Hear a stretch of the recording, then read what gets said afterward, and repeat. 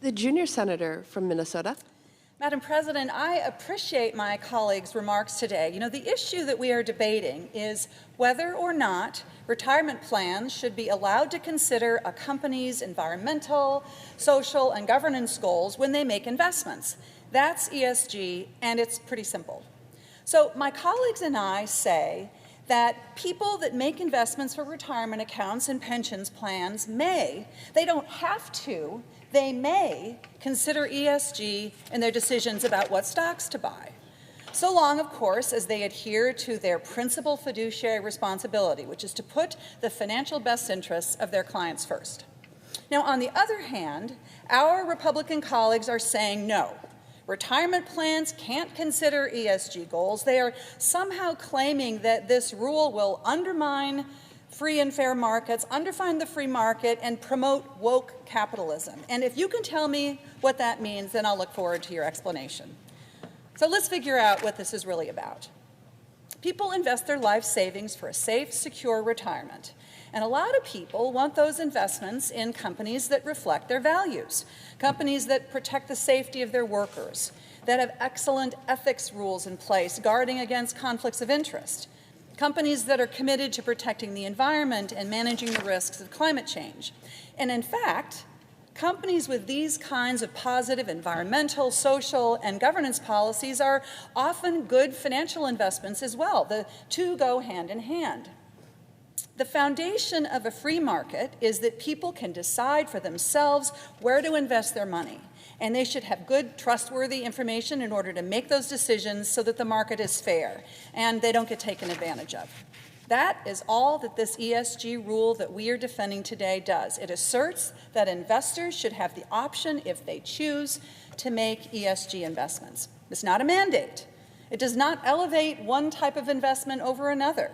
All this rule does is allow workplace retirement plans to offer ESG investments as an option to people that want them, provided, of course, that those investments are prudent and in providing a safe and secure retirement. So, Madam President, I can tell you that out in the real world of Minnesota, this is no big deal. For decades, great Minnesota companies have been looking for excellent returns on their investment. That's their job. But they have also been trying to improve how their companies help their community, help their employees, and help the environment. And a lot of people would say that that's good business. And in fact, ESG investing has been growing in this country for decades. People like it. They want to invest in companies that reflect their values. More than $18 trillion are held in investment funds that follow the ESG investment principle. So this isn't some sort of weird fly-by-night new idea. ESG investing has been routine for years.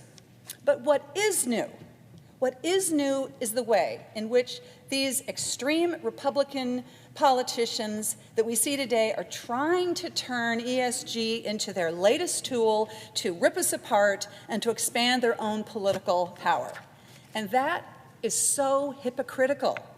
You know, Republicans claim to be believers in a free market and freedom of choice, but today, with this vote, they are saying you can't even think about basic concerns like protecting the environment or fighting climate change or protecting workers or strong company ethics. You can't even think about those things as you make investments for your retirement.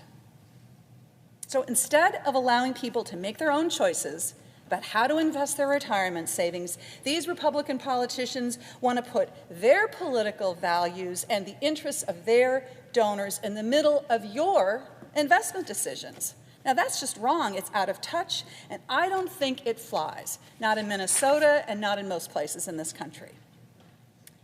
So I hope that we can reject this extreme agenda today and vote no.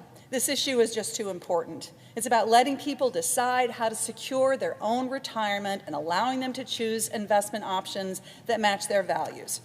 And to be clear, there are good reasons that people would want to take ESG factors into consideration. It's reasonable to ask whether your retirement is invested in companies that operate sustainably and practice good governance.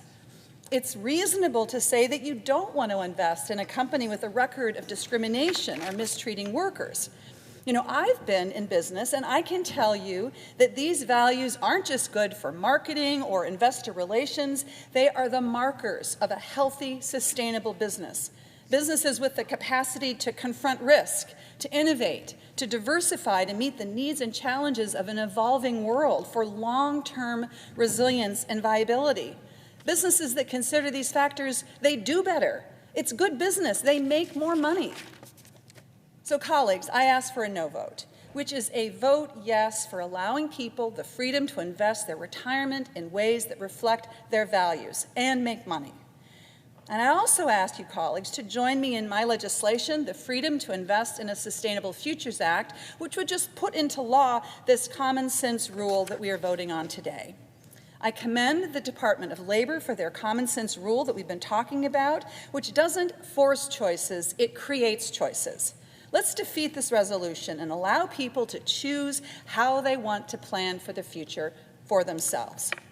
Madam President, I yield the floor. Madam President? The senior senator from Delaware. For the senator from Minnesota.